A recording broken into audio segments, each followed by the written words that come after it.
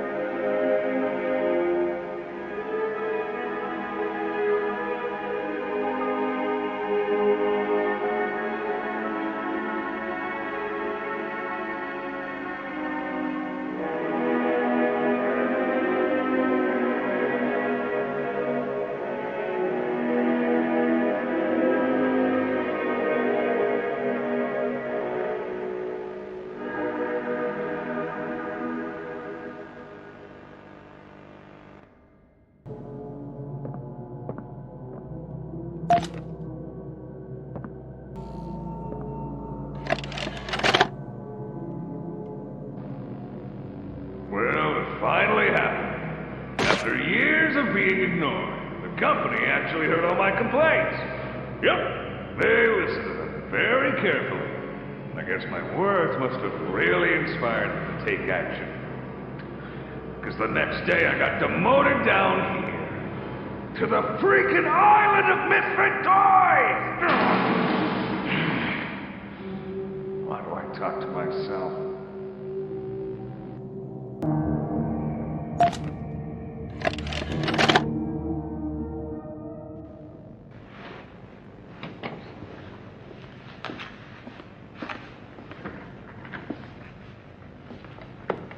Mind if I film this? Oh, not at all, sir. That's what I like to hear. So, Marcus, what happened? You see, I was heading home for the day when my apars realised that I left me bloody wallet in the cafeteria. So I'm running through the lobby, and that's when I see it. A mop handle lodged under the innovation wing gate. So what'd you do, Marcus? Well, I just thought I'd nab the bloody yoke and be on me merry way. And? Well, I'm reaching for the thing, and the mop handle jolts on its own. Had me scared stiff. I thought I was the only one there. So I took a peek beneath the gate, and some massive bloody thing was doddering about the bloody hallway. Thing? You're sure it wasn't a person? Ain't no person that's 50 feet long with 1,000 legs. Marcus, you're losing me.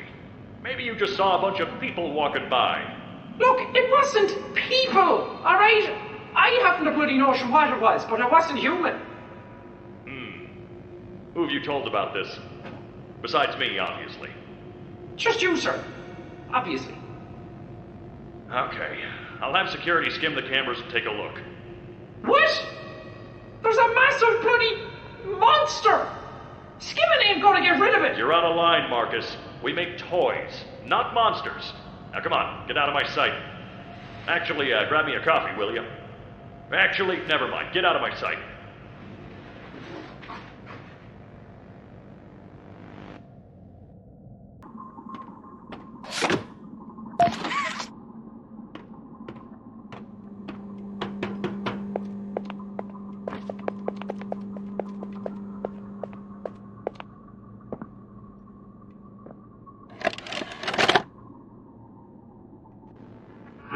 Jimmy, your work as Playtime Co.'s chief marketing officer has skyrocketed the company's profits. How do you do it? You know, it's not what you'd expect. It's the little things most people don't even think about. Like, take names, for example. Express people haven't realized this. You take the E sound, slap it on the end of a name, boom, you're making bank. Huggy, Mommy. Even Elliot knew this way back with Poppy. I guess I Blue. Blue is huge, I'm telling you. What's your favorite color? Blue? I bet it's blue, right? It's blue? It's green. Okay, well, you're a special case. Most people would say blue. But seriously, marketing is not as easy as you think. I make it look easy. If there's anything Playtime Co. should be known for, it's not toys. It's marketing.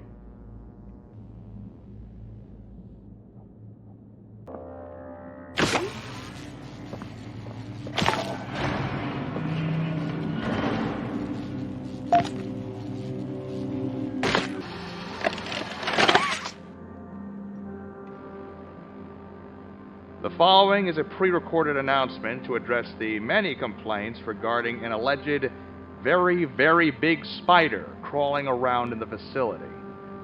The Playtime Corporation wants me to remind you all that spiders that big do not exist, and that if they did, quote, we would already be dead anyways, end quote.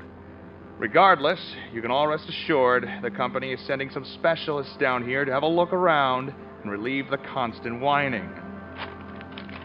Complaining seems to be everyone's primary contribution to this company. It's just a spider. You are all safe. Please, please carry on with your jobs.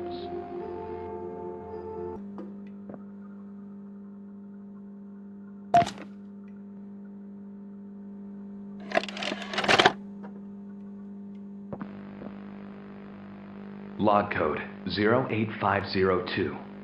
In relation, experiment 1006. The prototype.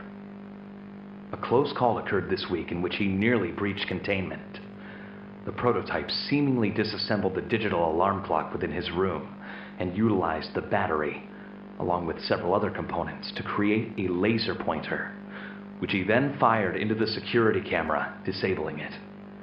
These actions allowed him 28.3 seconds completely unmonitored. Once function returned to the camera, the room appeared to be empty. One surveillance specialist went in to confirm his absence. However, upon opening the door, she realized that the prototype had hidden in one of the camera's blind spots. The prototype attempted to escape through the open door. However, another surveillance specialist was able to remotely relock the door, despite the other specialists still being inside. One casualty occurred. The prototype seems to possess an unprecedented level of intelligence beyond that of all other test subjects, as well as an alarming willingness to commit violence. Further suppression treatments will need to be enacted to ensure that no other experiments develop these qualities. Experiment 1170, Huggy Wuggy, remains the optimal outcome due to his sufficient intelligence paired with maximum obedience. End of log.